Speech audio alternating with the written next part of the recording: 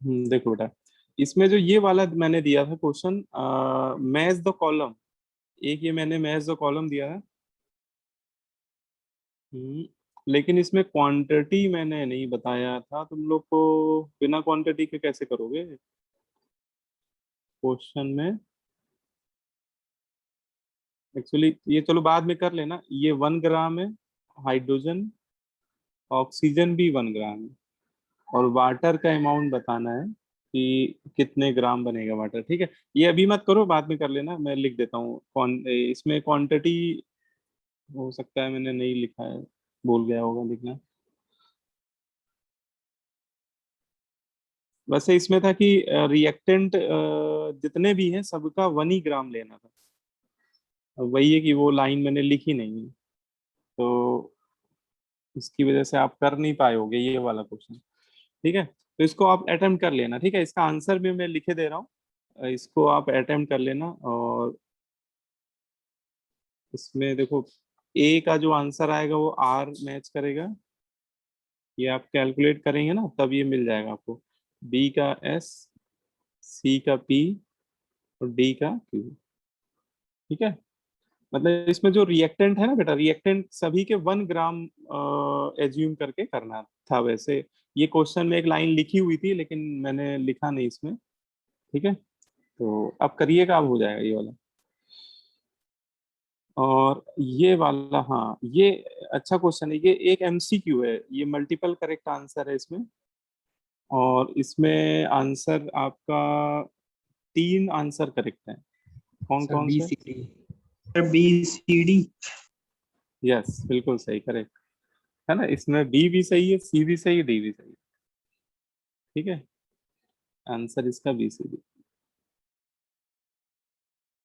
B C D, all are correct.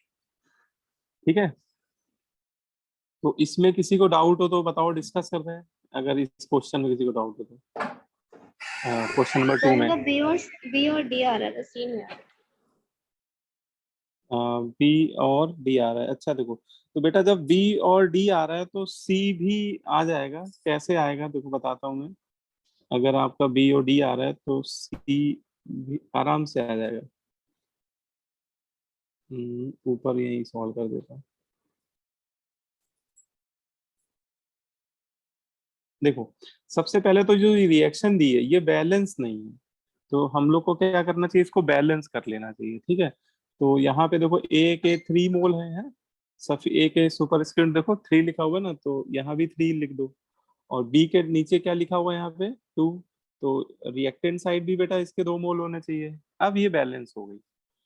लेकिन जो ये दूसरी वाली रिएक्शन है ये भी बैलेंस कर हो, दोनों होनी चाहिए ना। तो इसमें A3 तो ठीक है, A3, B2 ये तो ठीक है, हाँ सी नहीं बैलेंस है तो सी बैलेंस कर दो।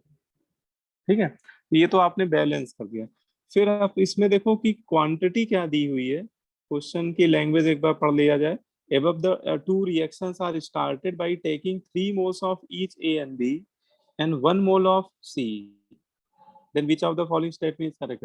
देखो आपसे कह रहा है ए और बी के 3 3 मोल ले रहा है, और सी का कितना मोल ले रहा है, 1 मोल ले रहा है। तो देखो, अगर बेटा आपको वो बोल रहा है कि ए और बी दोनों के कितने मोल ले रहा है वो, 3 3 मोल। तो देखो सबसे पहले तो पहला स्टेप जब चलेगा, मतलब पहले स्टेप में जब प्रोडक्ट बनेगा A3B2, तभी तो वो अगले स्टेप में रिएक्ट करेगा, है ना। तो पहले तो हमें ये पता लगाना पड़ेगा कि ये इन दोनों में एल आर कौन है, ए एल आर है कि बी एल आर है ना, बताओ कौन सा होना चाहिए एल आर, है ना। एल आर कैसे देखते हैं, गिवन है। मोल अपॉन स्टाइक्योमेट्रिक कोफिशिएंट है।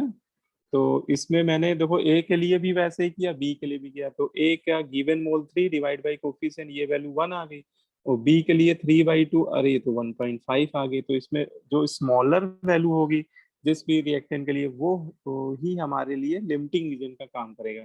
मतलब हमारा एल आर कौन है भैया, ए है ना। तो ए एल आर है, मतलब ए के जो मोल है वो पूरे पूरे रिएक्ट कर जाएंगे।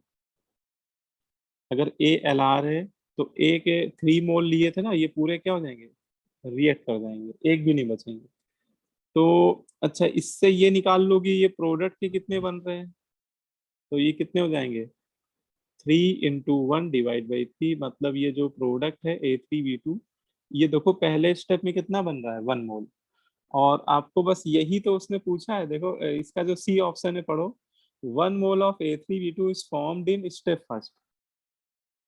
तो A3B2 के जो फर्स्ट स्टेप में अगर पूछा जाए कि कितने मोल बन रहे हैं, तो एक ही मोल तो बन रहा है ना, बोलो भाई।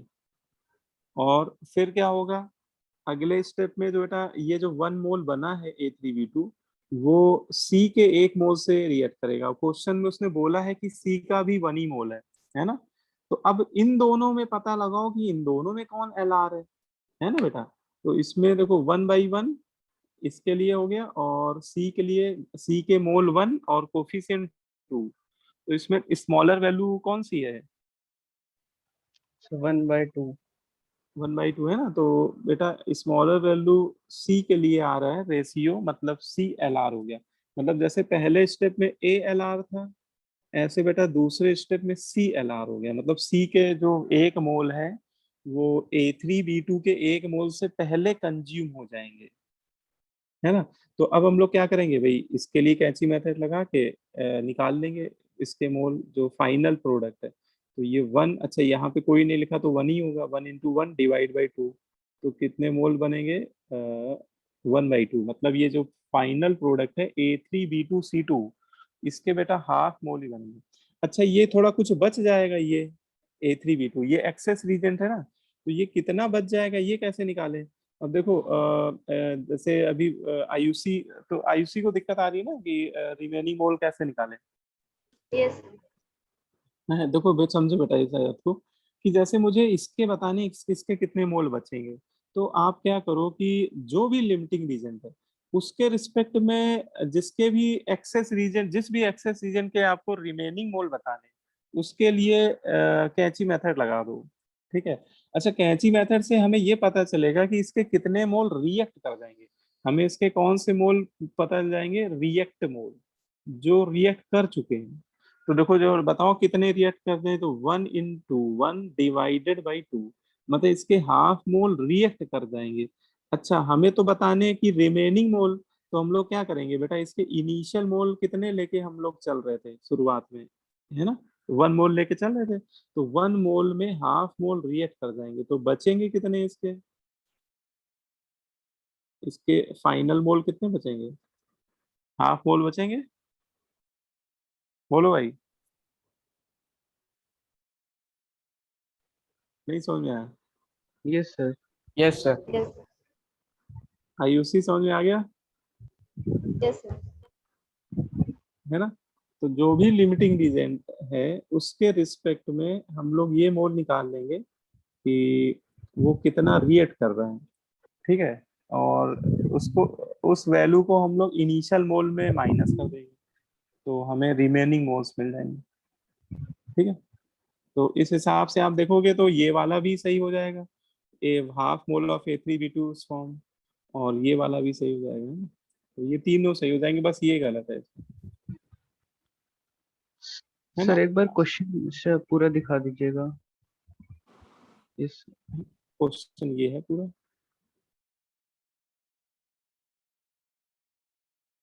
ठीक है, इसमें ओके ये सर। तीनों आंसर सही है। ये MCQ, ये क्वेश्चन MCQ है, मल्टीपल करेक्ट आंसर।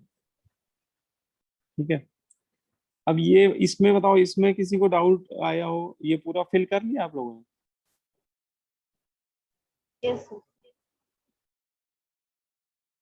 इसके आंसर तुम लोग को पता है, इसके आंसर आपको बता देता हूँ। आप ऐसा करो स्नैपशॉट ले लेना, आंसर भी होना चाहिए, तभी तो आप पता लगा पाओगे कि मेरा आंसर सही है कि गलत है।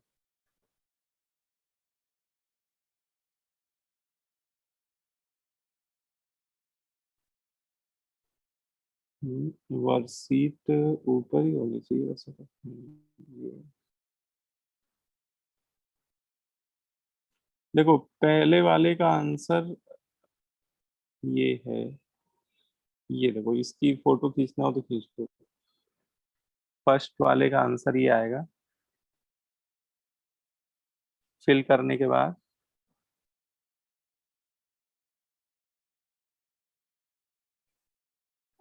ठीक है,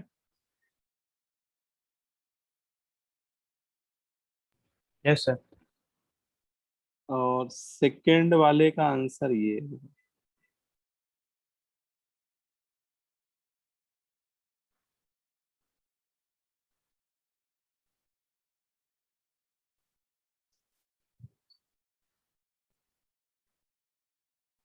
यस सर। और थर्ड वाले का आंसर ये। तीन थे उसमें मेरे ख्याल से।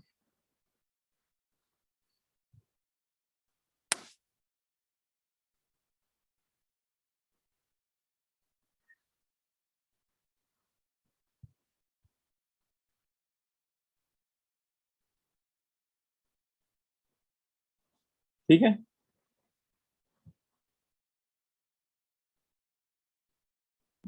Yes sir. चलो अच्छा, तो ये हो गया लिमिटिंग रीजन।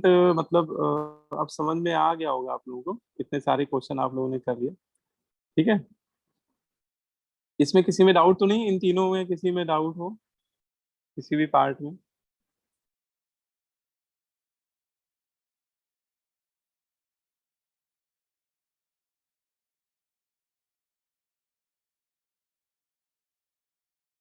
चलो फिर ठीक है, फिर मैं नेक्स्ट टॉपिक स्टार्ट कर रहा हूँ।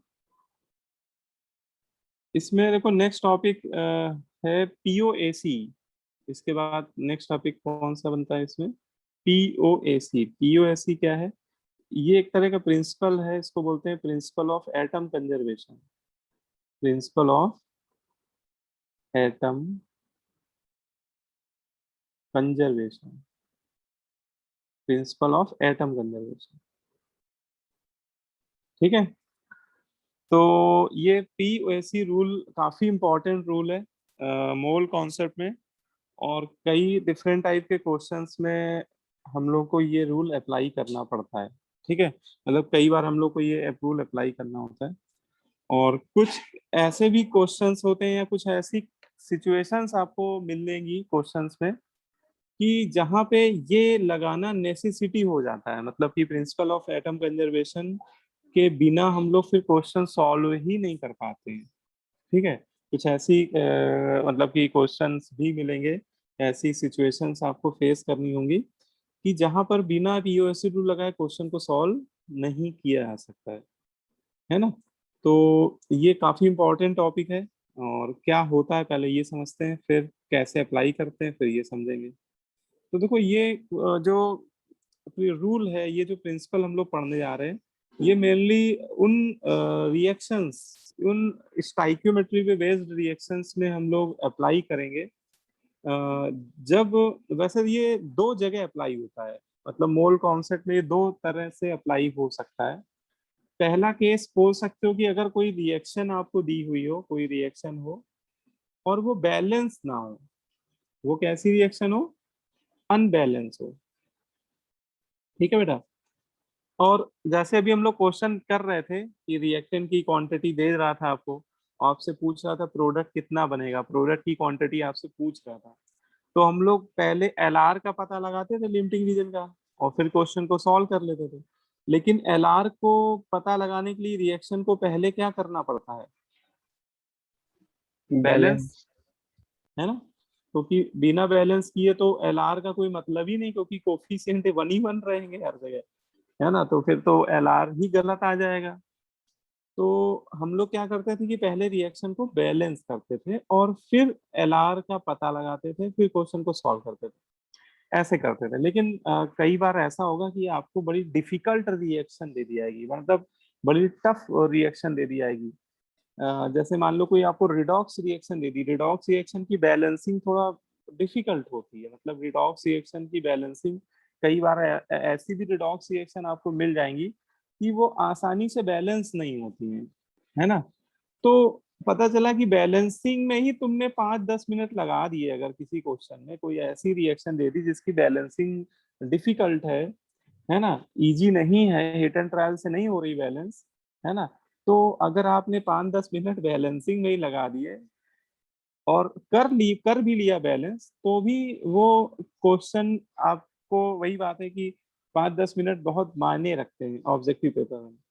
तो वहां पे फिर आप 5-10 मिनट अगर लगाओगे तो कहीं ना कहीं कुछ क्वेश्चन आपके छूट जाएंगे पेपर में, है ना।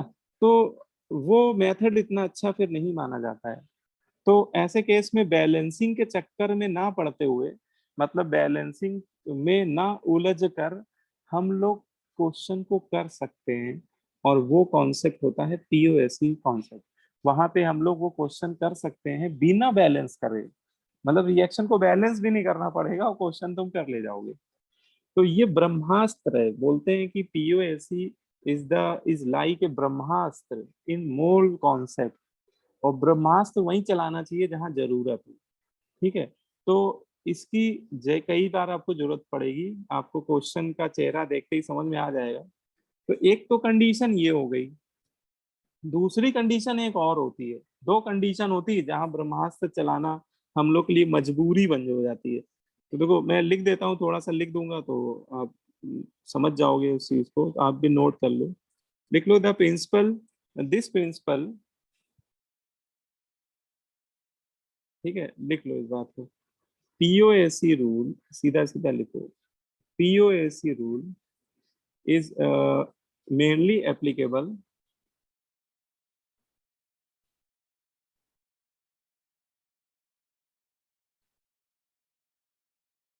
in two cases। PUSC rule आप देखोगे जनरली दो केसों में ही अप्लाई करेंगे हम लोग। पहला केस में लिख लो, in those reaction which are unbalanced and their balancing is not not a easy task।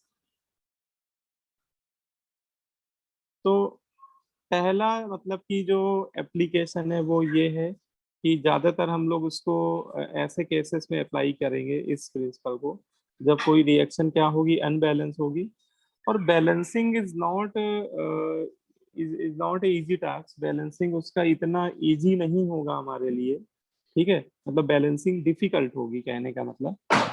तो वहां पे बैलेंसिंग के चक्कर में ना पड़ के, बैलेंसिंग में टाइम वेस्ट ना करके हम लोग पीओएससी रूल लगाना पसंद करेंगे, है ना। वहां पे आपके लिए बेहतर रहेगा कि आप पीओएससी रूल लगाएं, ठीक है।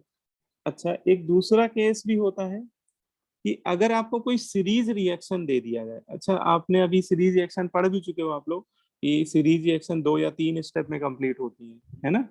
सभी को पता है ना यस सीरीज रिएक्शन के बारे में। Yes sir. Yes, हाँ। तो अभी तक क्या हो रहा था कि जैसे आपको कोई भी सीरीज रिएक्शन दी जा रही थी, जैसे मान लो यही क्वेश्चन है अभी जो हम लोगों ने किया है, ये भी देखा जाए तो एक सीरीज रिएक्शन पे ही बेस्ड था। इसमें दो कॉन्सेप्ट लग रहे थे, ये सीरीज रिएक्शन भी थी और लिमिटिंग रीजन का कॉन्सेप्ट भी लगाया हम लोगों ने।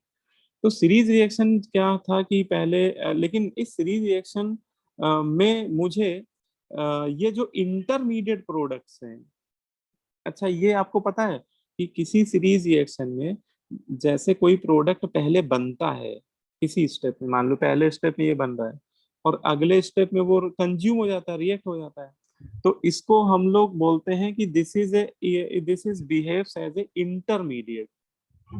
इसको क्या बोलते हैं हम लोग, इंटरमीडिएट प्रोडक्ट बोलते हैं, है ना।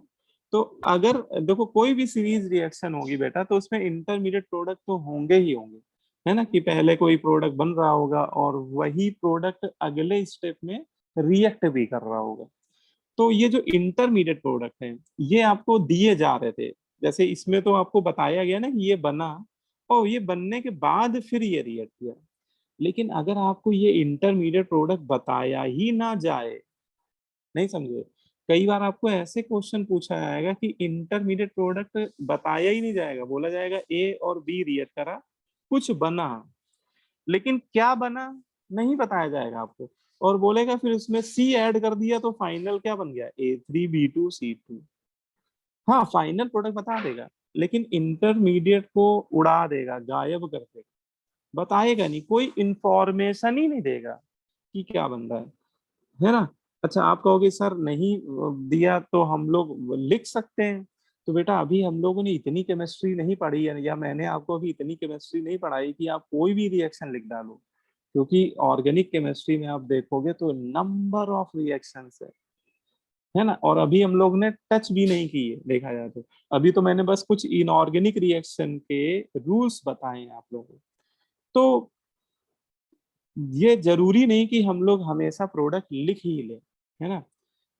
तो फिर क्या करेंगे सर, फिर हम लोग लगा देंगे पीयूएससी रूल, क्योंकि बेटा हमें जब इंटरमीडिएट पता ही नहीं है, और हमने अभी इतनी केमिस्ट्री पढ़ी भी नहीं कि हम प्रोडक्ट प्रेडिक्ट कर सकें कि यहाँ ये बनना चाहिए, ठीक है। तो बताओ जब हमें इंटरमीडिएट ही नहीं पता, तो क्या हम लोग लिमिटिंग रीजेंट वाला फंडा लगा सकते हैं वहां पे, लिमिटिंग रीजेंट या है ना कैची मेथड वहां फेल हो जाएगा, क्योंकि हमें वहां पे इंटरमीडिएट की कोई जानकारी ही नहीं होगी, कोई इंफॉर्मेशन ही नहीं दी जाएगी। तो ऐसे केस में हम लोग ब्रह्मास्त्र चला देंगे, हम लोग क्या लगा देंगे, पीओएसी रूल, ठीक है। तो ऐसे बुरे समय ये आपका साथ देगा ये रूल, है ना। तो लिख लो दूसरी कंडीशन, लिख लो incomplete series reaction, incomplete series reaction अगर दिया जाए, इनकम्प्लीट सीरीज रिएक्शन का मतलब ये है कि इसमें जो कंप्लीट इंफॉर्मेशन नहीं दी जाएगी, इंटरमीडिएट्स के बारे में नहीं बताया जाएगा आपको, है ना। Incomplete series reaction in which no exact information is given for intermediate।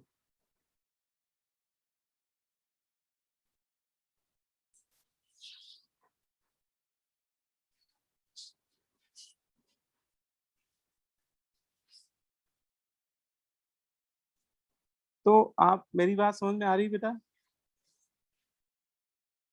क्या कह रहा हूँ मैं, यस सर। है ना, कि अगर कोई सीरीज रिएक्शन है और उसमें बेटा जो बीच बीच में बनते हैं प्रोडक्ट और जो रिएक्ट कर जाते हैं अगले स्टेप में, उनको इंटरमीडिएट बोलते हैं, और आपको उनके बारे में कुछ बताया ही नहीं जाए कि कौन सा इंटरमीडिएट बन रहा है ना, तो फिर बेटा हमारी मजबूरी हो जाएगी वहां पे कि हमें पीओएससी रूल ही लगाना पड़ेगा।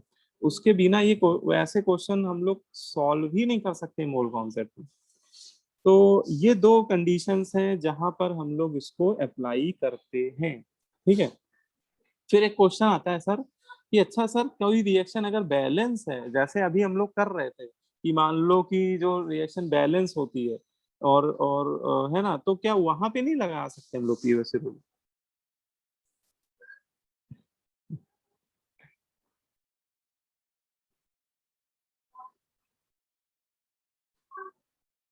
बोलो भाई, अगर कोई रिएक्शन बैलेंस है, ठीक है, तो क्या उसको नहीं सॉल्व कर सकते पीओएससी रूल से।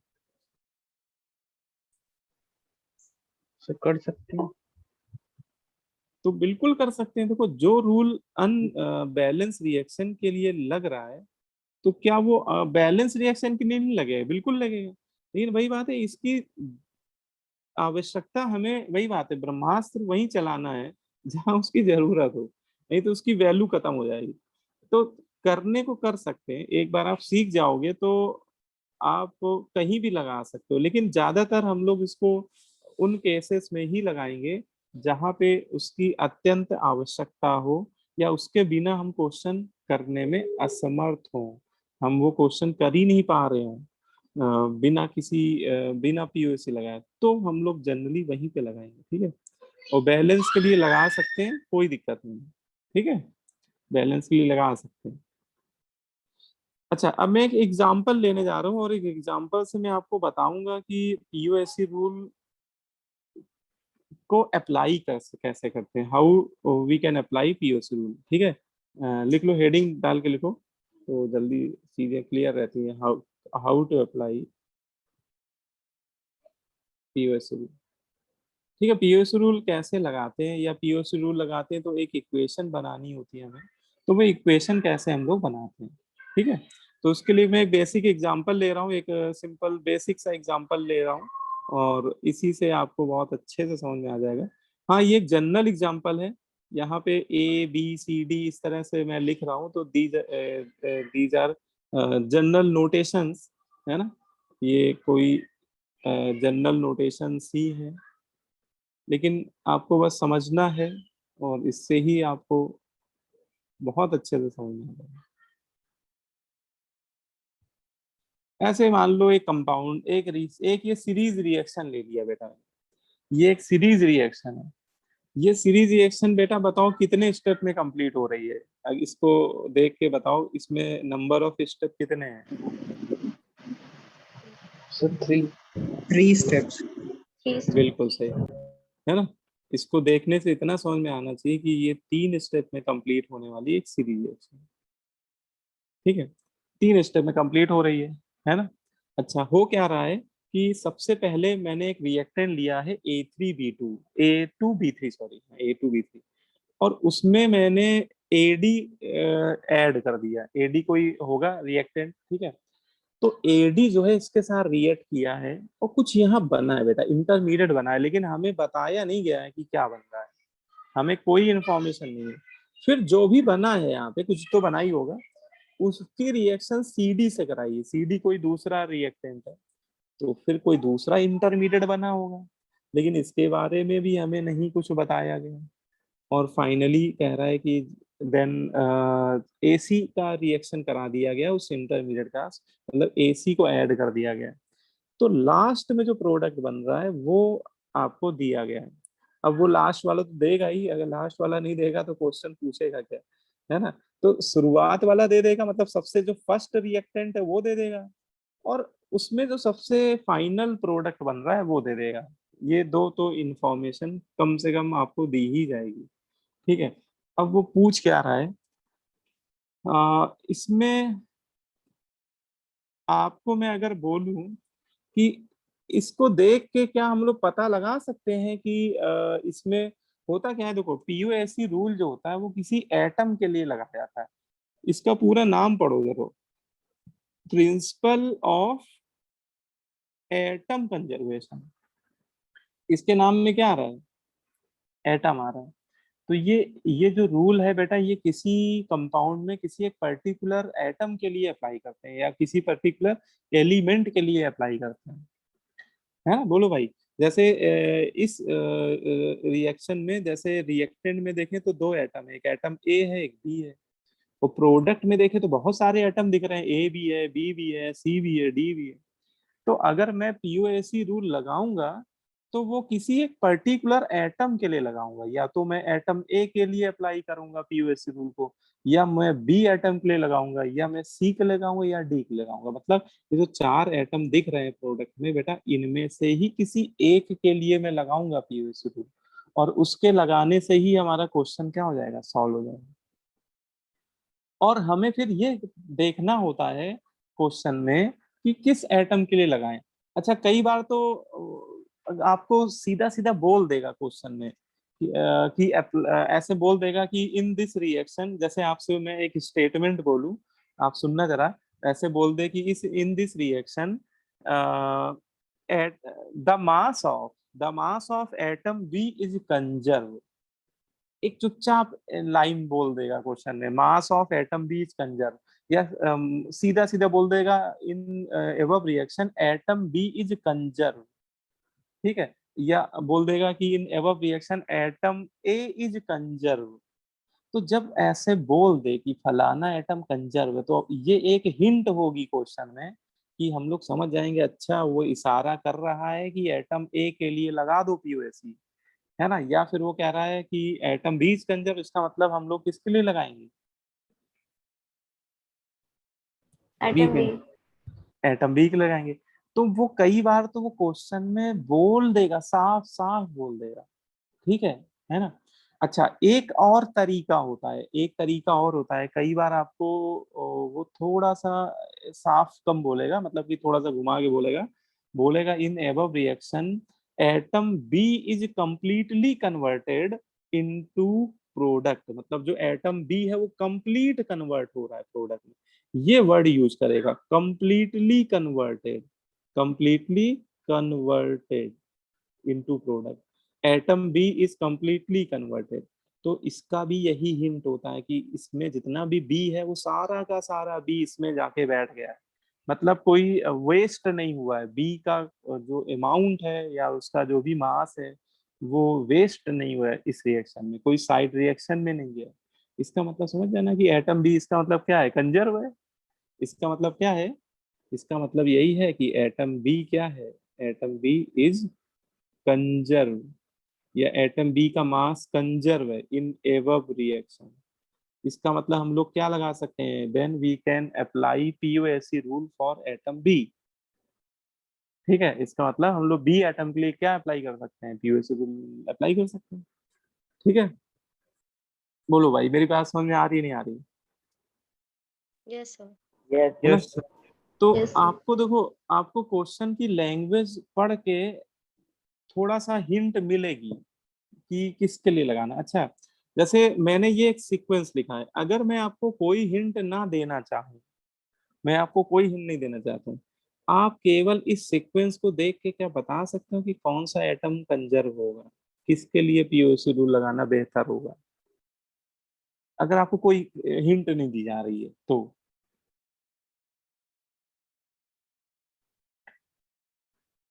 Sir, A सर के बी। लिए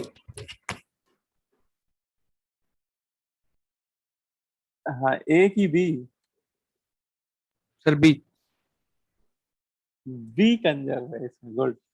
तो ये चीज भी हम लोग देख सकते हैं क्वेश्चन में, जैसे ये जैसे बच्चे ने बताया बी बिल्कुल सही है, बी एटम कंजर्व है। अगर आपको कोई हिंट नहीं दे रहा है तो ये देख के बताया जा सकता है, कैसे देखो इसका तरीका देखो। देखो ये जो कंपाउंड है, इसमें कुछ एटम ए का मास होगा, इस कंपाउंड में कुछ एटम बी का मास होगा, बोलो भाई, ठीक है ना। फिर आपने इसमें एडी को मिलाया तो कुछ बना इसमें, है ना। अच्छा, एडी में कौन सा एटम मिसिंग है, अगर आप देखो तो एक बी मिसिंग है, एक सी सर मिसिंग बी। है। ठीक है। अच्छा, एक बात बताते हैं, देखो जब भी आप कुछ ऐड करोगे, जब मिक्स करोगे, मिलाओगे, तो जैसे इसमें ए भी है डी भी है, इसमें मान लो एटम ए का कुछ एक्स ग्राम है सपोज, और जो ये ओरिजिनल कंपाउंड है उसमें एटम बी का कोई वाई ग्राम है। तो देखो एडी मिलाते ही भैया ए का मास क्या हो जाएगा, ए का मास बढ़ जाएगा, क्योंकि इसमें कुछ एटम ए के रिएक्ट कर जाएंगे, कोई दूसरा कंपाउंड बनने लगेगा, है ना। लेकिन बी अभी डिस्टर्ब नहीं हुआ क्योंकि इसके फॉर्मूले में बी नहीं है। अच्छा, फिर यहाँ जो बना उसमें आपने सी डी मिलाया, तो इसमें भी देखो सी डी मिलाने में देखो, इसमें जो भी बना होगा उसमें सी का मास बढ़ जाएगा, डी का मास बढ़ जाएगा, या घट भी सकता है ना, अगर कोई बाई प्रोडक्ट बन गया तो मतलब मतलब कि वो चेंज हो जाएगा। लेकिन देखो इसमें अभी भी बी नहीं है, मतलब इसका मतलब जो यहाँ प्रोडक्ट बना होगा उसमें बी का अमाउंट इसको ऐड करने के बाद भी क्या रहेगा, कंजर्व रहेगा। और यहाँ जो बना, फिर उसमें एसी का साथ रिएक्शन कराई, तो इसमें ए और सी के मास चेंज होने की पॉसिबिलिटी मैक्सिमम है। लेकिन फिर से वही बात है कि इसमें बी नहीं है, अभी भी बी नहीं है। तो देखा जाए कि ए का मास चेंज हो जाएगा क्योंकि इसमें ए है, डी भी चेंज हो जाएगा, सी भी चेंज हो जाएगा, लेकिन बी ना इसमें है, ना इसमें, ना इसमें। मतलब जो मैंने तीन रिएक्टेंट बीच रास्ते में मिलाए हैं या जिनसे रिएक्शन कराई है उसमें बी नहीं है। इसका मतलब सारा का सारा बी जो होगा उसका अमाउंट किस में कन्वर्ट हो रहा होगा, इस प्रोडक्ट में कन्वर्ट हो रहा होगा। बोलो भाई, इसका मतलब हम लोग ये देख कर भी कह सकते हैं इस एग्जाम्पल में कि एटम बी इस रिएक्शन में कंजर्व होना चाहिए। बोलो भाई, यस सर। ठीक है। तो इस चीज को थोड़ा सा बस लिख देता हूँ यहाँ पे, लिख लो here atom B is conserve, atom B या आप लिख रहे हो तो पूरा अच्छे से लिखो। Here the mass of atom B, atom conserve नहीं होता, एटम का मास कंजर्व होता है। The mass of atom B is conserve, ठीक है। और वो कैसे देखा ये तो समझ में आ ही गया, है ना। क्योंकि ये जो बीच में रीजेंट ऐड किए हैं उसमें किसी में बी नहीं है, है ना, इसलिए ऐसा बोल पा रहे हैं हम लोग। इसलिए बोल सकते हैं so we can apply, so we can apply POSC rule, POSC rule for atom B, है ना। इसलिए बेटा हम लोग एटम बी के लिए क्या अप्लाई कर सकते हैं, पीओएससी रूल अप्लाई कर सकते हैं। बोलो भाई, बोलो, बात समझ में आ रही। Yes sir. अब देखो, अब मैं एक इक्वेशन लिखने जा रहा हूँ। पीओसी रूल जब अप्लाई करते हैं तो एक इक्वेशन बनती है, और ये इक्वेशन बनाना सीख गए तो क्वेश्चन फिर मिनटों क्या सेकंडों में होते हैं, मतलब फिर टाइम नहीं लगता है। ठीक है, अब देखो जैसे आपने डिसाइड कर लिया कि बी एटम कंजर्व है ना, और आप एटम बी के लिए अप्लाई करना चाह रहे हो पीओसी रूल, तो हम लोग क्या करेंगे। अब देखो अभी नोट, ये जब मैं बता रहा हूँ आप बस समझो, 2 सेकेंड मतलब इसको सुन लो, नोट मत करो इस समय कुछ भी। देखो ये जो तुम्हारा कंपाउंड है, जो ओरिजिनल कंपाउंड है बेटा, ठीक है, इसका 1 मोल ले लो। कितना मोल ले लो, 1 मोल। ये एज ए रिफरेंस बस लिया जाता है ना। आप एक की जगह 2 भी लोगे तो भी वही होगा, उससे कोई फर्क नहीं पड़ेगा। तो जैसे मैंने इसका 1 मोल ले लिया, अब मुझे ये बताओ इसके 1 मोल में बी के कितने मोल है। 3 moles. 3 moles. 3 मोल, है ना। तो ये आप लोगों को पढ़ना आता है कि this compound 1 mole of this compound contains 3 mole of B, है ना। बी की जो एटॉमिसिटी है वही उसके मोल हो जाएंगे। अगर इसका मैं 1 मोल लेता हूँ तो इसके 1 मोल में बी एटम के कितने मोल है, 3 मोल है, ठीक है। और हम लोग पीओएससी रूल किसके लिए लगा रहे हैं, बी के लिए लगा रहे हैं, इसलिए मैं केवल बी के मोल से ही मतलब है हमें, हमें ए के मोल से कोई लेना देना नहीं यहाँ पे, ठीक है। तो मैं केवल बी के मोल को ही फोकस कर रहा हूँ यहाँ पे, ठीक है। देखो तो मैंने देखा कि इस कंपाउंड के 1 मोल में बी के कितने मोल है, 3 मोल है, ठीक है। तो ये जो 3 मोल है इसको मैं सबसे पहले लिख लूंगा, इक्वेशन लिखते समय मैं उसके पहले मोल ही लिखूंगा, 3। ये यही मोल है बेटा, 3, है ना। और इसमें मैं मल्टीप्लाई कर दूंगा मोल्स ऑफ A2B3 रिएक्टेड। क्या मतलब, अरे भाई इसके कुछ मोल तो लेके चल रहे होगे ना आप इस रिएक्शन में। हो सकता है आप 15 मोल लेके चल रहे हो सकता है आप 2.5 मोल लेके चल रहे हो, भाई कुछ मोल लेके चल रहे होगे कि नहीं चल रहे होगे।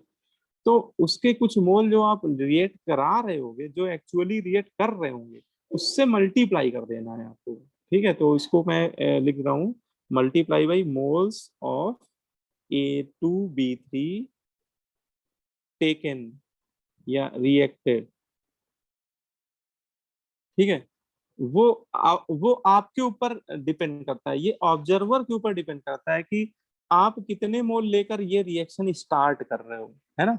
तो वो तो क्वेश्चन में आपको दिया जाएगा कि भैया इसके 15 मोल लेके चल रहे हैं, है ना, इसके 50 मोल लेके चल रहे हैं, इसके इतने मोल लेके चल रहे हैं, तो वो वाले मोल इसके 3 के साथ क्या कर दूंगा मैं, multiply.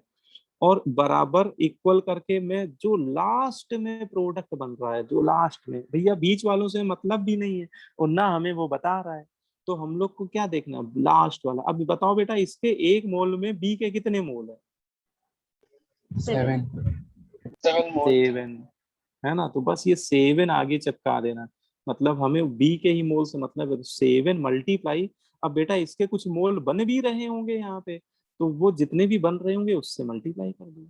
Moles of product, product यहाँ पे यही है भैया, इसी का नाम लिख देते हैं पूरा, जो भी है ये फॉर्मूला, फॉर्म। बस ये बन गई आपकी पीओएसी की इक्वेशन। सिंपल सी इक्वेशन बनती है, इक्वेशन कोई बहुत वैसी कॉम्प्लिकेटेड नहीं है, सिंपल सी इक्वेशन बनती है। हाँ लेकिन ये हमें पता करना पड़ता है कि कौन सा एटम कंजर्व है। अगर नहीं दिया जाता है तो थोड़ा सा आप उसमें लॉजिक लगाइएगा तो आपको दिख जाएगा, और नहीं तो ज्यादातर 99% केस में वो हिंट दे देगा आपको। बोल देगा फलाना एटम इज कंजर, दिमाग एटम इज कंजर। तो अगर हिंट दे दे तो फिर कोई बात ही नहीं है, फिर तो सीधे आंख बंद करके लिए उसी के लिए लगा देना। ठीक है, ये समझ में आ गया सभी को, है ना? ये 3 और 7 मैंने क्यों लिया, ये समझ में आ गया सभी को? Yes sir. यस अच्छा, Yes, sir. ठीक है, बहुत बढ़िया। तो एक ऐसा करो, एक आप आपसे मैं पूछता हूँ, ठीक है?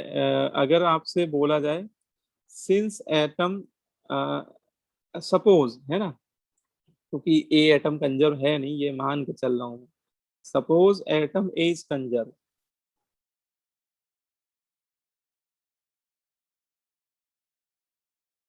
ठीक है? देन हम लोग अगर पीयूएससी रूल लगाएं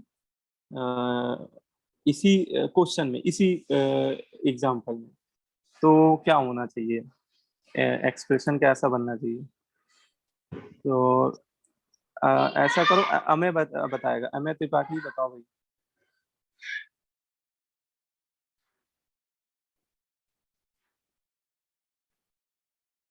अमेय बेटा बताओ, चलो। Yes sir. अगर इस रिएक्शन में एटम ए कंजर्व है ना, बी की जगह ए को मान लो एक सेकेंड की ए कंजर्व, तो जैसे मैंने ये इक्वेशन लिखी है बस इसी को आपको बता देना है। बताओ क्या क्या होना चाहिए, क्या लिखोगे?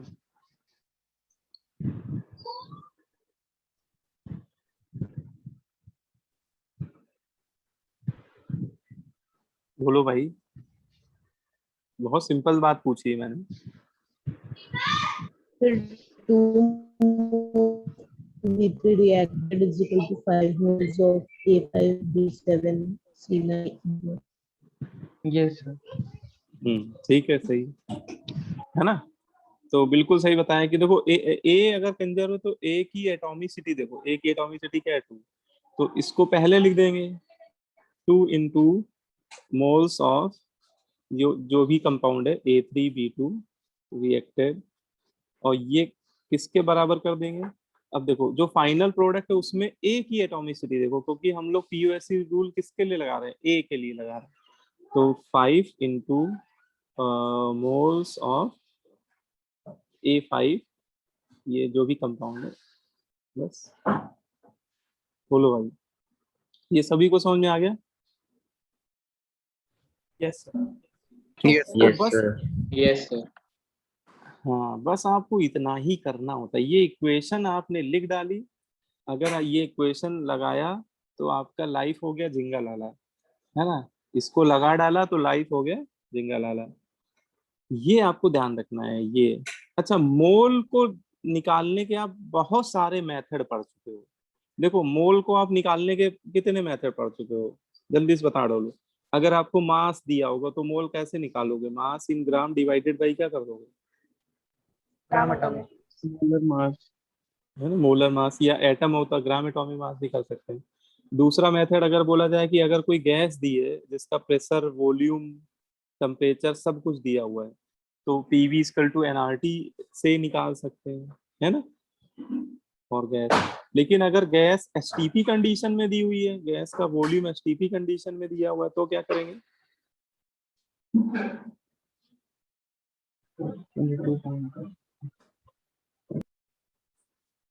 है ना? तो गैस के वॉल्यूम में 22.4 से डिवाइड कर दें, ठीक है? अगर आपको नंबर ऑफ मॉलिक्यूल दिए हैं तो क्या करोगे मोल निकालने के लिए?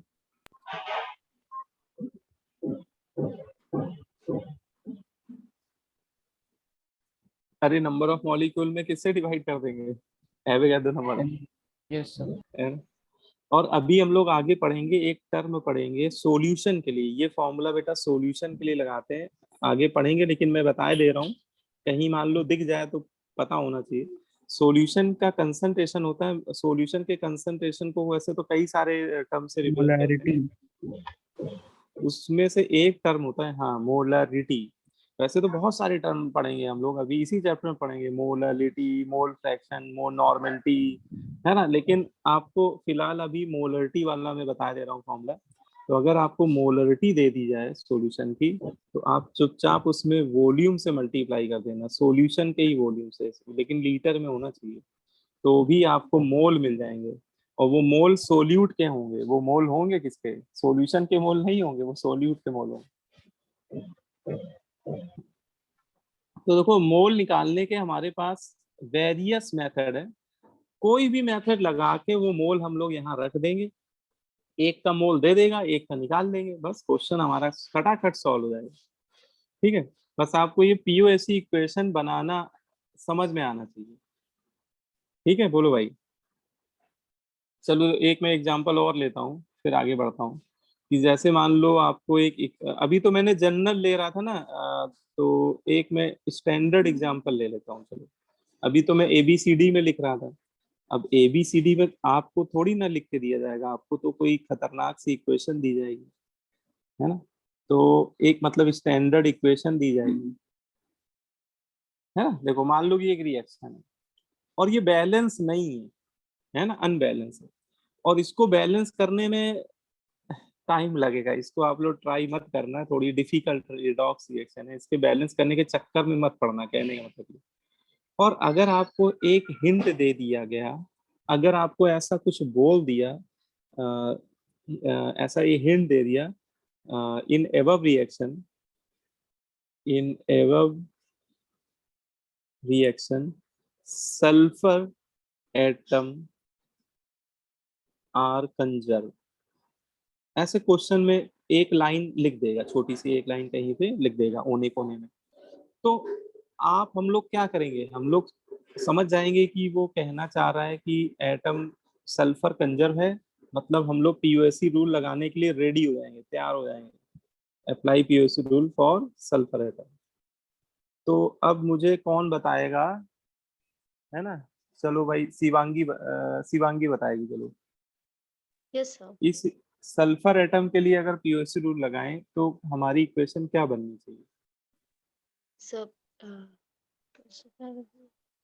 so 5 into the moles of A AS2 AS2 and S5. बिल्कुल सही जा रहे हो, बिल्कुल सही जा रहे हो, वेरी गुड। और बताओ, 5 into moles of H2O5 reacted is equal to So, so 1 of H2SO4.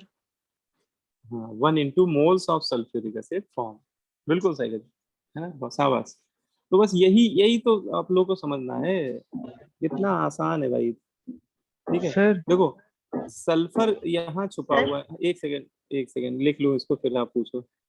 Sulphur यहाँ छुपा हुआ है और प्रोडक्ट साइड सल्फर बस यहीं पे बैठा हुआ है, तो जहां बैठा हुआ उसी की एटॉमिसिटी से मल्टीप्लाई करना है, 1 into moles of sulphuric acid form. हाँ, अब पूछो क्या क्या। सर ये पूछ सर रहा था अगर कि अगर सल्फर के दो अलग अलग उसमें प्रेजेंट होता तो कोई दिक्कत नहीं, दोनों के लिए अलग अलग सर लगा के ऐड प्रोडक्ट कर दो, में।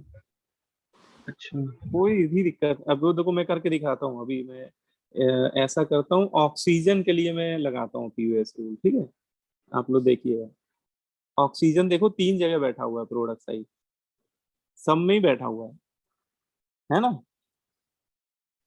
बोलो, देखो देखो, यस सर।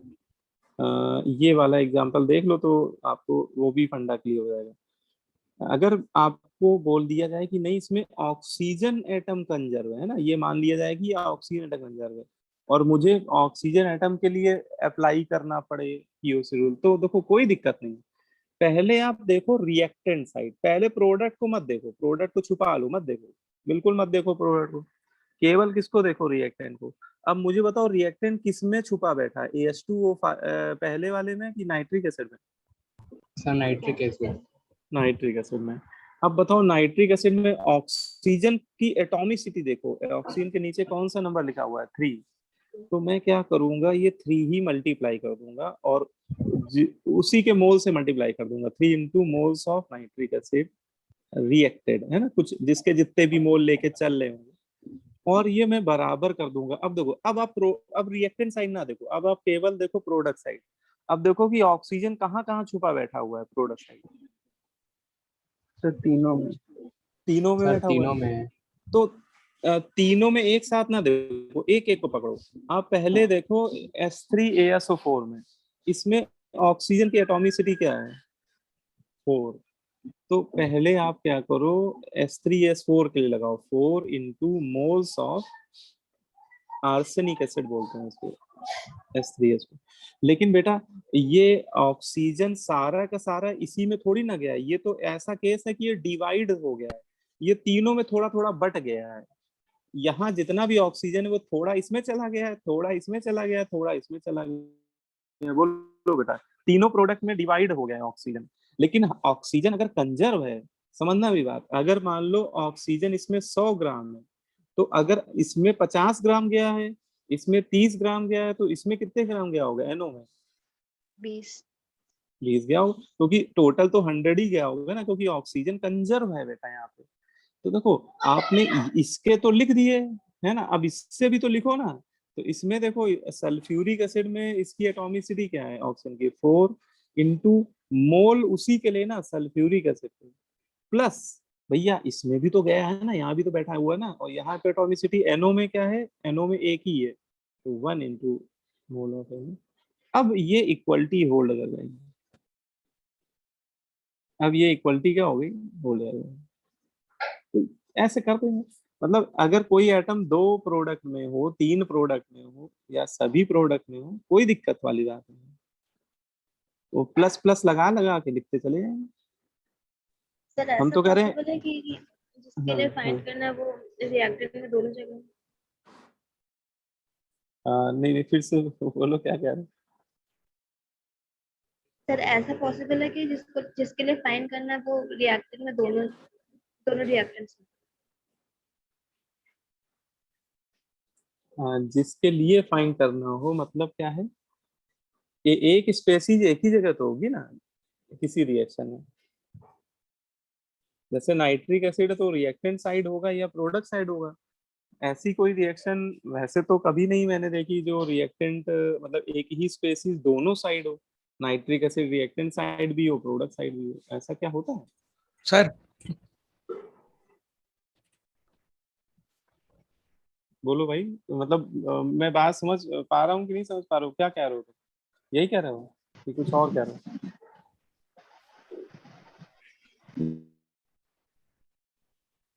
सर मीन्स अगर ऑक्सीजन या फिर सल्फर के लिए फाइंड करना है तो वो दोनों रिएक्टेंट्स में हो। नहीं तो एक एक समय में तो एक ही एटम के लिए लगाएंगे ना पीओएस रूल। जैसे देखो सल्फर, जैसे आपका ये कहना है कि 2 एटम अगर कंजर्व हो, ये कहना चाह रहे हो? अगर रिएक्टेंट की तरफ सर 2 ऑक्सीजन एटम हो सर, सर जैसे AS2S5 की जगह सर कुछ ऑक्सीजन एटम वाला कंपाउंड लिखा होता। अच्छा अच्छा, ये कह रहे हो, ओके ओके। अच्छा मान लो कि ये H2 5 नहीं है, AS2O5 है, ठीक है आर्सेनिक ऑक्साइड। तो कोई दिक्कत नहीं, देखो अगर AS2O5 है तो एक बार इसके लिए लगा देंगे पीओसी रूल। इसमें ऑक्सीजन के लिए क्या करूंगा मैं? 5 इंटू मोल ऑफ AS2O5 और प्लस, क्योंकि ऑक्सीजन यहाँ से और यहाँ से मिल के जितना भी है वो सारा का सारा प्रोडक्ट साइड जा रहा है, तो फिर दोनों का सम रिएक्टेंट साइड भी तो करना पड़ेगा ना, 3 इंटू मोल ऑफ HNO2।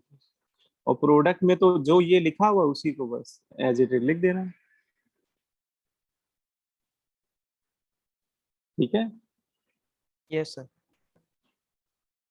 है ना? तो कोई भी एटम रिएक्टेंट में अगर 2 बार आ रहा हो, 3 बार आ रहा हो, तो वो जिन जिन रिएक्टेंट में बैठा हुआ है सभी के मोल लिख के और उसकी एटॉमिसिटी से मल्टीप्लाई करते हुए उसका सम करते चले जाएंगे, और वो प्रोडक्ट साइड जितने जगह बैठा होगा उसके बराबर कर देंगे। तो उसमें कोई टेंशन लेने वाली बात ही नहीं है। बोलो भाई, यस सर। है ना? हम तो कह रहे हैं कि वो सभी जगह बैठा हो, क्या दिक्कत है उसमें इक्वेशन तो आप बहुत आसानी से बना सकते हो, इक्वेशन बनाने में कोई भी प्रॉब्लम वाली बात नहीं है, ठीक है? चलो तो एक एग्जांपल और ले लेता हूँ मैं। जैसे एक T4 व्हाइट फास्फोरस O2 से रिएक्ट कर रहा है, P4O6 भी बना रहा है और P4O10 भी बना रहा है। अगर मैं इस रिएक्शन में बोलूं आपसे apply POAC rule for oxygen atom, apply POAC rule for oxygen atom, ठीक है। तो बताओ भाई कौन बताएगा? सक्षम वर्मा बताएगा, बोलो सक्षम वर्मा। Yes, sir. बताओ भाई, इसमें पीओएसी रूल लगाएंगे तो हमारी इक्वेशन क्या बन के आएगी?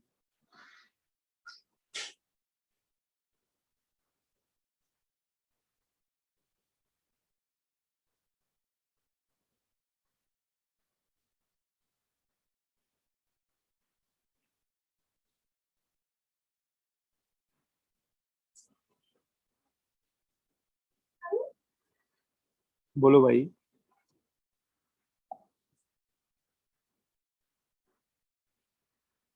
सक्षम। Yes, sir. हाँ बस बोल डालो, 1 सेकेंड लगता है बोलने।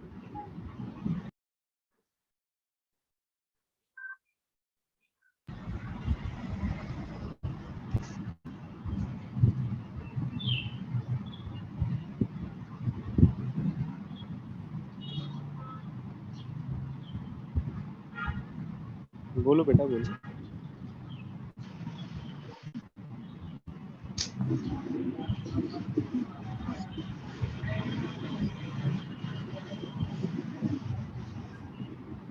सर इसको तो बैलेंस भी कर लेंगे। हाँ कर सकते हैं, लेकिन अभी आपको पीओएसी रूल लगाना है ना, वो तो आपके पास हमेशा ऑप्शन रहता ही है। मतलब कोई भी क्वेश्चन आप पीओएसी रूल से, मतलब अगर बैलेंस इतना डिफिकल्ट नहीं है तो आप बैलेंस करके भी कर सकते हो, लेकिन अगर आपको पीओएसी रूल लगाना पड़े इसमें तो इक्वेशन क्या बनेगी ये बताना है आपको। Sir 2 into moles of O2 2 into moles of O2, ठीक है, इक्वल टू क्या कर दें? 6 into moles of P4O6 plus 10 into moles of P4H10. P4O10. बस यही तो करना है इसमें।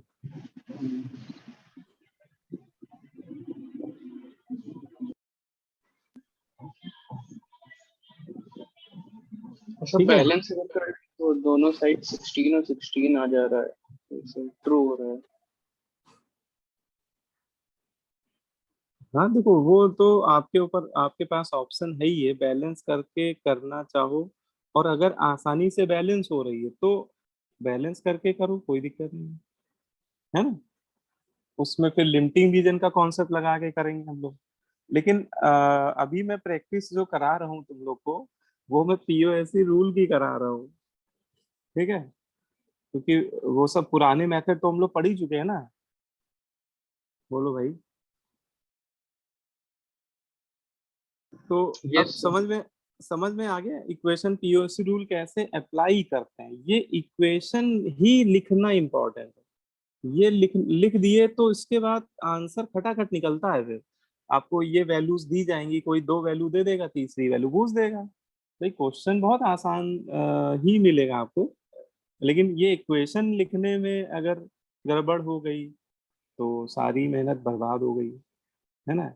आपको इक्वेशन लिखना आना चाहिए बेटा, सभी लोगों को बहुत अच्छे से। चलो एक क्वेश्चन देता हूँ, ये क्वेश्चन करो आप लोग। एक क्वेश्चन में दे रहा हूँ, 27.6 ग्राम of K2CO3 is treated by a series of reaction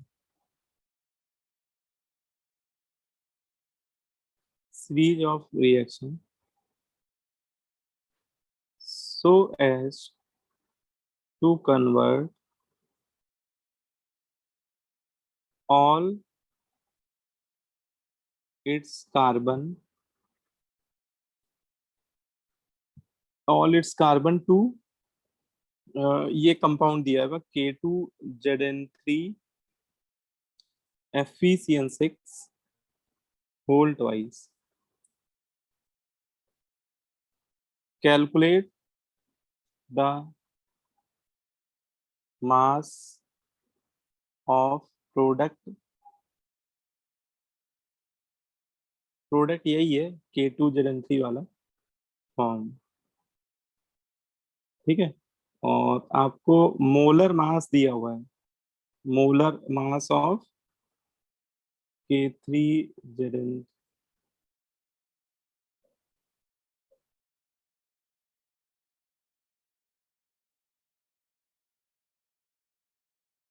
इसका मोलर मास दे दिया है, काफी भयानक सा कंपाउंड जो है ये है 698, ठीक है। करिए इसको सॉल्व करिए, ऑप्शन में लिख रहा हूँ।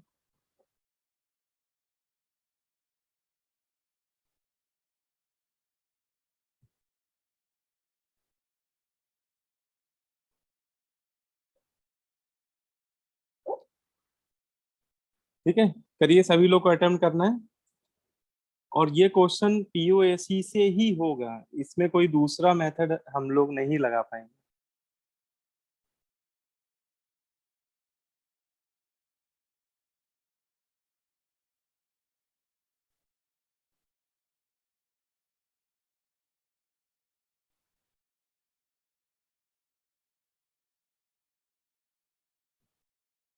सर 69.8 ये जो 4 ऑप्शन लिखे हैं ना मैंने, इन्हीं में कोई आंसर है बेटा? जल्दीबाजी में, थोड़ा आराम से।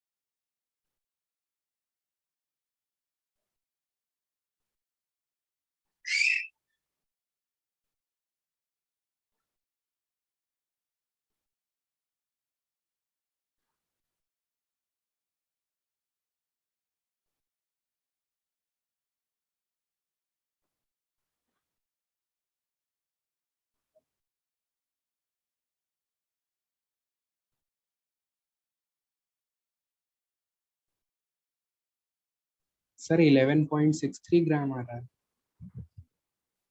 हाँ, गुड, 11.6, बिल्कुल सही, यही आंसर, 11.6। Yes sir.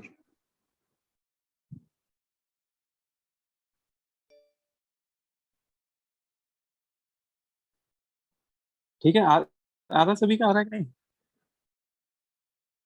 कितने बच्चों Yes, का आ sir. गया? हैंड रेज करो जरा।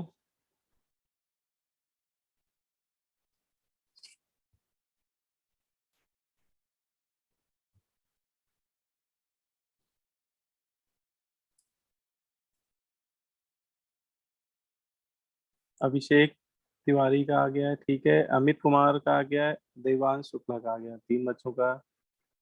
यश का भी आ गया है, यश उपाध्याय। अभिषेक तिवारी का तो आ ही गया। तो अभी कम बच्चों का आ कितना रहा था? है, 4 ही बच्चों का। सर आंसर कितना रहा था? आंसर इसका 11.6 है, ये बी आंसर है इसका। आंसर इसका आएगा बॉम्बे बी,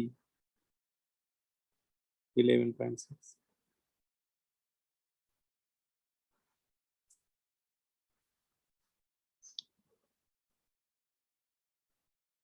अच्छा, ये तो समझ में आ रहा होगा कि इसमें पीयूएसी रूल किस एटम के लिए हमें लगाना होगा। सी के लिए, कार्बन कार्बन एटम। कार्बन पे है, बिल्कुल सही। बस अब तुम लोग जब समझ में आ गया तो फिर तो कैलकुलेशन में गड़बड़ कर रहे हो, उसका मतलब जिनका नहीं आया है कहीं ना कहीं कैलकुलेशन ही गलत हो रही होगी, है ना। देखो इस तरह का कुछ केस है कि एक कंपाउंड है K2CO3, उसका मास दे दिया गया है 27.6 ग्राम, और ये एक सीरीज ऑफ रिएक्शन, उसने बोला है कि इसको एक सीरीज ऑफ रिएक्शन से कैरी करा रहे हैं, और अल्टीमेटली इस तरह से करा रहे हैं कि all of its carbon converted into this product. मतलब ये यहाँ पे एक हिंट छुपी हुई है कि सारा का सारा कार्बन जो इसमें है वो इस प्रोडक्ट में कन्वर्ट हो रहा है, ये फाइनल प्रोडक्ट उसने दे दिया है। अब इस फॉर्म फाइनल प्रोडक्ट को देख के लग रहा है कि भैया बीच में कई सारी रिएक्शंस हुई हैं, जैसे जिंक क्योंकि ओरिजिनल कंपाउंड में नहीं है, इसका मतलब इसकी रिएक्शन बीच में किसी जिंक के कंपाउंड से हुई होगी। आयरन आयरन इस ओरिजिनल कंपाउंड में नहीं है, तो ये तो थोड़ा समझ में आ रहा है, नाइट्रोजन भी जैसे नहीं है। लेकिन कंजर्व केवल क्या है, कार्बन है, क्योंकि उसने बोला है साफ साफ कि सारा का सारा कार्बन कंजर्व हो रहा है, कंप्लीट कन्वर्ट हो रहा है। तो मान लेते हैं कि इसका कुछ एक्स ग्राम बन रहा है, और अगर यहाँ पे उसने बोला हुआ है कि कार्बन कंजर्व है, तो हम लोग सीधे क्या अप्लाई कर देंगे, कार्बन के लिए पीओसी रूल अप्लाई कर देंगे। तो since carbon atom is conserve, since carbon atom is conserved in above reaction, then apply PUS rule for carbon atom। तो हम लोग ऐसे केस में क्या करेंगे, कार्बन के लिए लगा देंगे PUS रूल। तो कार्बन, अब देखो आपको कार्बन की एटॉमिसिटी देखनी है, जैसे जो, हाँ बेटा सेकंड आंसर है, सेकंड यस सर, ठीक है, आगे। आरएन, ठीक है। तो इसमें देखो कार्बन की एटॉमिसिटी आपने देखी होगी 1 है, तो मैं लिख दूंगा 1 × मोल ऑफ K2CO3। अब जो ये फाइनल प्रोडक्ट बन रहा है, इसमें जब जरा बताओ कार्बन की एटॉमिसिटी कितनी है सर कार्बन 12। सर 12। हाँ 12 है ना, क्योंकि कार्बन 6 उसका भी होल ट्वाइस है, तो 6 × 2 मतलब कि 12। तो हमें भैया 12 से मल्टीप्लाई करना पड़ेगा इधर प्रोडक्ट साइड, 12 × मोल ऑफ ये जो भी कंपाउंड है K2ZN3FeCN6 होल ट्वाइस। ठीक है, ये इक्वेशन बनेगी। अब देखो इसका तो हमें मास दे दिया है उसने, तो इसके मास से उसके मोल निकाल लेंगे। तो मास से मोल निकालना आता ही है भाई तुम लोगों को, इसका मोलर मास निकाला होगा 138 आया होगा, है ना। यस और इसका मास पूछ रहा है, और इसका मोलर मास उसने चलो दे रखा है ना, इतनी थोड़ी राहत दे दी आपको, क्योंकि काफी बड़ा कंपाउंड है 698। बस इसमें बस थोड़ा मल्टीप्लाई वगैरह थोड़ा करना पड़ेगा, कैलकुलेशन कोई बहुत टफ नहीं है, आप इसको सॉल्व करेंगे तो इजीली हो जाएगा ये। इसको जब फाइनली निकालेंगे तो 11.6 समथिंग आता है ग्राम में। ठीक है, तो फाइनल आंसर हमारा क्या हो जाएगा, बी हो जाएगा इस क्वेश्चन में, है ना, ये बॉम्बे। ठीक है, क्लियर, समझ में आ गया सभी को। Yes sir. Yes sir. Yes, sir.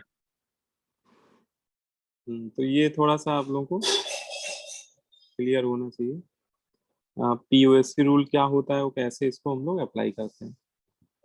एक कुछ क्वेश्चन सीट के ले लेते हैं, सीट में भी अच्छे क्वेश्चन दिए हुए हैं, मोल कॉन्सेप्ट की सीट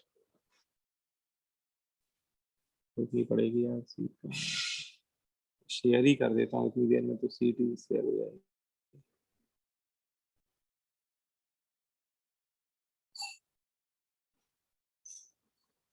अच्छा, स्कूल की क्लासेस शुरू हो गई तुम लोग की? Yes, sir. Yes. तो क्या टाइमिंग रहती है स्कूल की क्लास की? Sir, So now 8:50.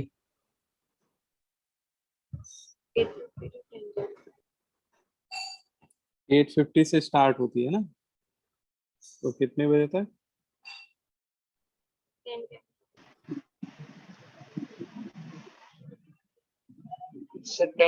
तक।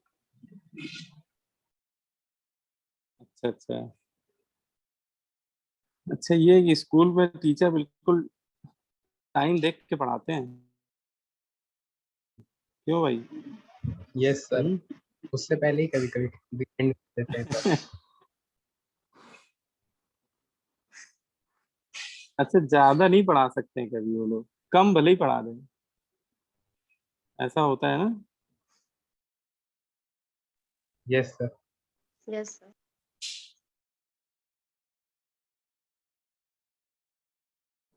एक्चुअली उनको फॉर्मेलिटी करनी है, वो नौकरी कर रहे हैं, नहीं तो तुम लोग शिकायत कर दोगे, बच्चे कंप्लेन कर देंगे, तो उनकी नौकरी पे आ जाएगी।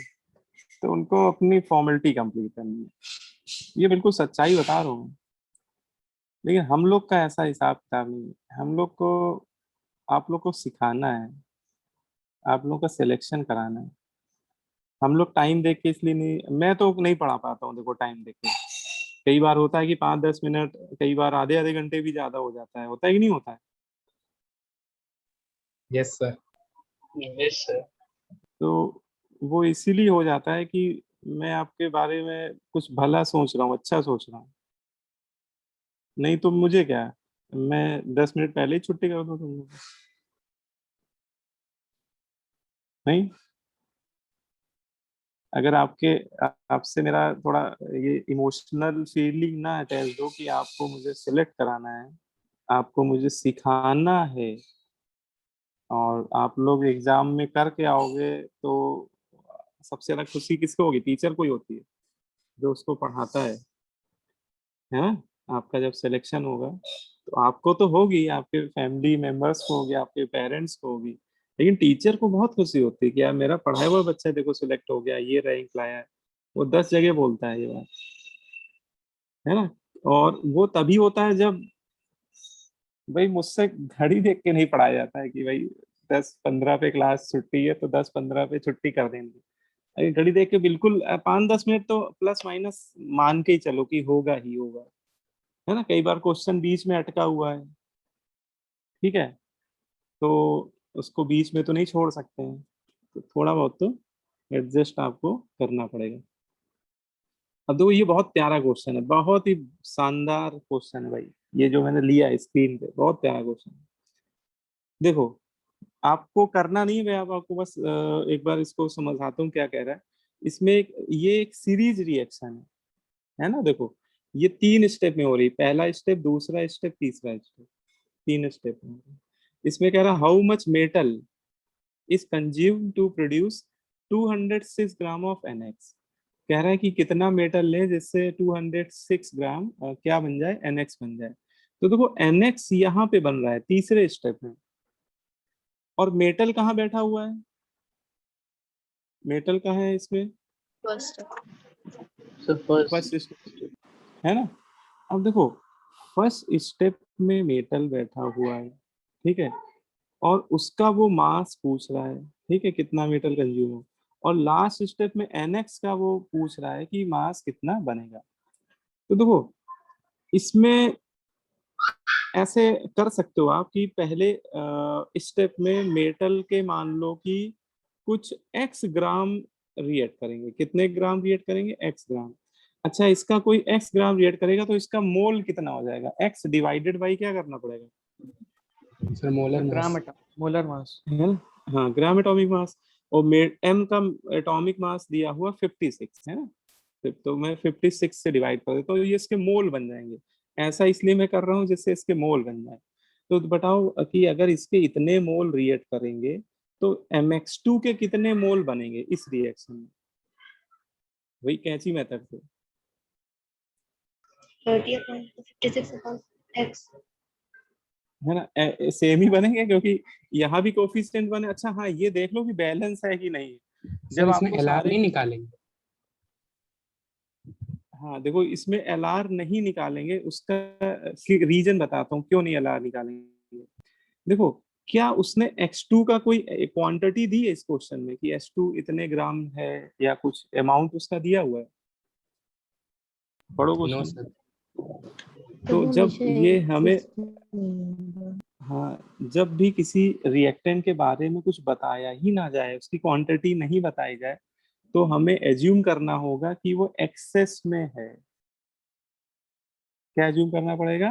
कि वो लार्ज अमाउंट में ले लिया गया। लार्ज अमाउंट मतलब वो हमारे लिए एक्सेस रीजेंट है, वो LR हो ही नहीं सकता। तो इसका मतलब LR हुआ भी, LR होगा भी तो कौन होगा? मेटल M होगा। ठीक है। और अगर इसकी क्वांटिटी मुझे दे देता कि नहीं भैया ये इतने ग्राम है, या कुछ क्वांटिटी दे देता, तो फिर हमें पहले ये पता लगाना होता है कि इन दोनों में LR कौन है, फिर मैं आगे बढ़ता। ठीक है। तो जब कभी ना कभी किसी रिएक्टेंट के बारे में कुछ दिया ही ना जाए, तो हम लोग उसको क्या मान लेंगे? एक्सेस में एज्यूम करके क्वेश्चन को सॉल्व करना पड़ेगा। तो इससे ये पता लगा कि MS2 कितना बना, इतना बन गया। ठीक है। अब आएंगे हम लोग सेकेंड स्टेप में। सेकेंड स्टेप में 3mx2 प्लस x2 से m3x। तो mx2 यहाँ बना 5/56। अच्छा x2 वैसे ही हम मान चुके हैं पहले स्टेप में कि एक्सेस में है। तो अब बताओ कि ये कितना बनेगा, m3x8 कितना बनेगा यहाँ पे? तो वही कैंची मेथड लग जाएगा। तो कितना बनेगा बताओ भाई? सर पहले एक्स बैलेंस बाई कर लेते हैं। बैलेंस में, अच्छा x2 बैलेंस नहीं है तो कर लेना चाहिए। नहीं, x2 बैलेंस तो है, तो ये वाली तो बैलेंस सर बैलेंस है ना, ये वाली बैलेंस है बेटा। देखो कौन सा एटम नहीं बैलेंस है, बताओ मुझे। ठीक है ना। अब देखो, फिर यस जब सर यस। तीसरे फिर जब तीसरे स्टेप में आओगे, तीसरे स्टेप में, तो यहाँ पे आप देखो कि ये रिएक्शन बैलेंस नहीं है। अगर देखो ये तीसरा स्टेप, ये बैलेंस नहीं है, और इसकी बैलेंसिंग हो तो जाएगी, ऐसा नहीं कि बैलेंसिंग हो नहीं पाएगी, हो जाएगी, लेकिन थोड़ा टाइम टेकिंग है ना। कई सारे एटम बैलेंस करने पड़ेंगे, M को बैलेंस करना पड़ेगा, N को, कार्बन को भी करना पड़ेगा, लास्ट में ऑक्सीजन को, फिर हेलोजन को बैलेंस करना पड़ेगा। और कई बार ऐसा होगा कि आप जब हेलोजन को कर रहे होगे तो फिर ऑक्सीजन डिस्टर्ब हो जाएगा। जब ऑक्सीजन को, मतलब ये करके देखना, थोड़ा सा टाइम लगेगा बैलेंसिंग में। तो इसमें लगा दो PUAC। देखो, जब लगे कि बैलेंसिंग दिक्कत दे रही है, या थोड़ा सा समस्या है बैलेंसिंग में, टाइम वेस्ट होगा, तो देखो इसके मोल तो हमें पता चल गए। ठीक है। अच्छा, पूछ किसके मोल रहा है वो? NX। तो आप इन्हीं दोनों को देखो, इन्हीं दोनों को देखो। तो इन दोनों में बताओ कौन सा एटम कंजर्व होना चाहिए? इसको देखो, इसको।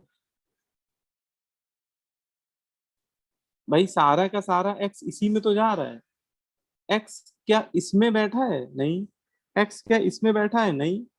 इसका मतलब सारा का सारा X इसी में कन्वर्ट हो रहा है। तो हम लोग PUAC रूल लगाएं तो किसके लिए लगाएं? Sir x. एक्स के लिए।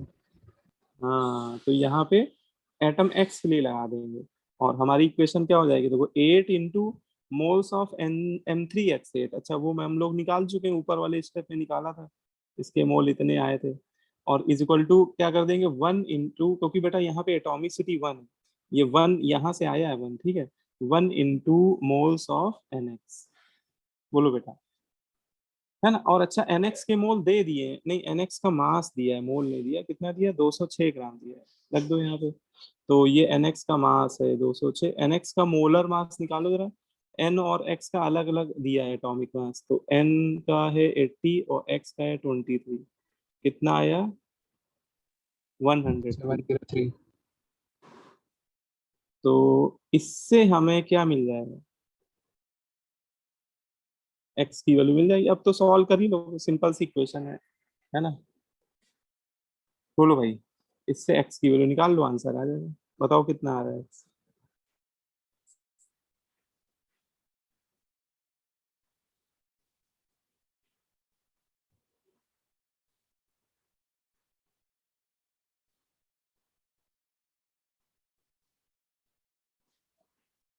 42 42 है ना, 42 आ रहा है, बस 42 आंसर हो जाएगा, ए हो जाएगा। तो ये अच्छा क्वेश्चन था, देखा जाए तो इसमें 2 स्टेप में तो हम लोग ने कैंची मेथड से कर लिया, और तीसरे स्टेप में थोड़ा बैलेंसिंग डिफिकल्ट लग रही थी मुझे, या मेरा मन नहीं था। कई बार ऐसा भी होगा यार कि बैलेंस तो कर सकते हैं लेकिन मन नहीं कर रहा है यार बैलेंस करने का, तो पीओएससी रूल लगा दो, ठीक है।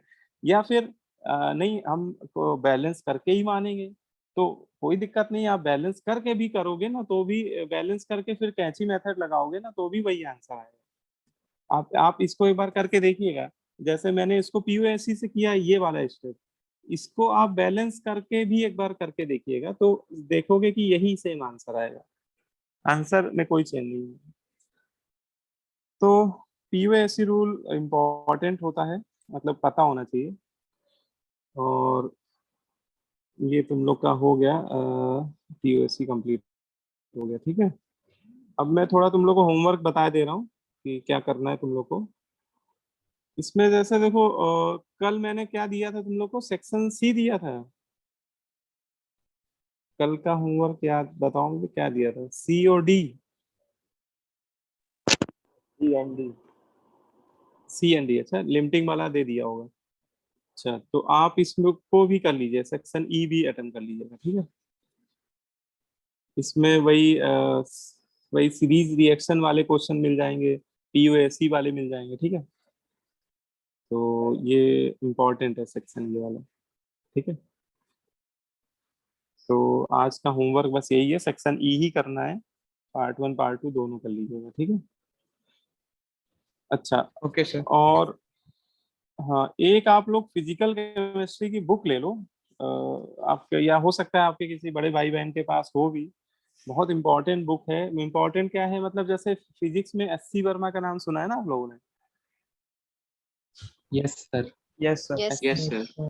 है ना, बोलते हैं ना कि एससीवी लगा लो तो फिजिक्स के कॉन्सेप्ट क्लियर हो जाते। तो ऐसी एक बुक है फिजिकल केमिस्ट्री की, आरसी मुखर्जी, बहुत बढ़िया बुक है ना। हाँ, उसके क्वेश्चन लेकिन सब्जेक्टिव, जैसे एससी वर्मा के क्वेश्चन सब्जेक्टिव है, ऑब्जेक्टिव नहीं है, ऐसे ही उसके भी क्वेश्चन सब्जेक्टिव ही दिए हुए हैं, लेकिन कॉन्सेप्ट आपके फिजिकल केमिस्ट्री के बहुत अच्छे हुए हैं, बहुत अच्छे क्वेश्चन दिए हुए हैं। तो अगर आपके पास नहीं है तो आप ले सकते हो, या मेरे पास एक देखेंगे पीडीएफ अगर होगा उस बुक का, तो मैं शेयर भी कर दूंगा आप लोगों को, आरसी मुखर्जी का, ठीक है। तो कुछ क्वेश्चन मैं पैरेलल में देता रहूंगा, बहुत ज्यादा नहीं दूंगा, कि ये नहीं बोलूंगा पूरे क्वेश्चन लगाओ, ऐसे नहीं करूंगा। जो उसके बिल्कुल क्रीम क्रीम क्वेश्चन है, बिल्कुल मजेदार क्वेश्चन है कि लगाने बाद मुंह से निकले क्या क्वेश्चन है, वाह मजा आ गया, ऐसे क्वेश्चन, ठीक है, वो क्वेश्चन मैं आपको दूंगा। वो थोड़े मुझे छांटने पड़ेंगे, तो मैं कोई दिक्कत नहीं, एक पीडीएफ बना दूंगा, उसमें छाट छाट के डाल के भेज दूंगा आप लोगों को, तो वो आप लोग करिएगा, है ना। तो अगर आप पैरेलल में मान लो कि मोल कॉन्सेप्ट के आपने 15 क्वेश्चन भी लगा लिए अलग से, छटे हुए क्वेश्चन बिल्कुल, ठीक है, तो बहुत बढ़िया हो जाएगा आपको, मतलब नए क्वेश्चन में कैसे सोचना है, थोड़ा सा आपकी थिंकिंग एबिलिटी और बढ़ जाएगी, ठीक है। थिंकिंग स्किल जो है, क्वेश्चन को देखते ही स्ट्राइक कर जाए कि इसमें करना क्या है, ठीक है। तो मैं आज बैठ के बनाता हूँ, क्वेश्चन सेलेक्ट करता हूँ और पीडीएफ भेजूंगा तुम लोग को, ठीक है। और जो क्वेश्चन बोले वही करना है, ये नहीं कि सारे को क्वेश्चन करना है, सारे मत करिएगा उसमें, क्योंकि सीट में अपने क्वेश्चन वैसे ही बहुत सारे हैं, ठीक है। तो उससे मैं थोड़े ही से क्वेश्चन दूंगा बस, जिससे आपको आसानी से हो जाए, और हर किसी क्वेश्चन में कुछ नया सीखने को मिले, ऐसे क्वेश्चन दूंगा, ठीक है। तो यस सर। ये आप लोग करिएगा, सेक्शन ई लगा लीजिएगा, सीट में होमवर्क बस सेक्शन ई करना है आप लोगों को, ठीक है। और अगर मैं कुछ क्वेश्चन भेजूंगा तो उनमें वो कर लेना, ठीक है। चलो फिर इतना ही रखते हैं, इसको मैं करूं क्लोज। मोल हाँ, कॉन्सेप्ट की एक्सरसाइज की भी पीडीएफ भेज दीजिएगा। मोल कॉन्सेप्ट की ना, हाँ वो अभी भेज देता हूँ, मोबाइल पे अभी मेरे है, अभी भेज देता हूँ, ठीक है। Okay sir, thank you sir. Okay.